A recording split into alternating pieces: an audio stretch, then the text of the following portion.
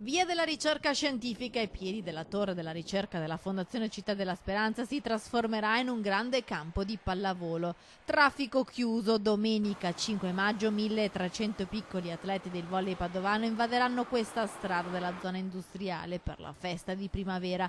Una giornata di sport e divertimento, ma soprattutto una giornata di solidarietà. Durante tutta la stagione i nostri piccoli devolvono €1. Ogni volta che giocano mettono a disposizione questi piccoli loro risparmi per dare una speranza. Quindi veramente un gesto simbolico, piccolo, ma per tutti, mettendo assieme tutti questi euro, insomma, a fine stagione riusciamo a fare una buona, devolviamo una cifra importante per Città della Speranza. I piccoli atleti che arrivano da tutta la provincia devono infatti portare €1 dei propri risparmi che verrà devoluto alla ricerca per aiutare i loro coetanei che hanno bisogno di cure per vincere la battaglia contro le neoplasie infantili.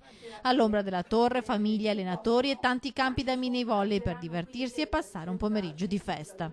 In questo caso qua invece abbiamo i bambini proprio a supporto dei loro coetanei, di cui ha più difficoltà, e quindi ancora maggiore valore come significato, come attività sicuramente.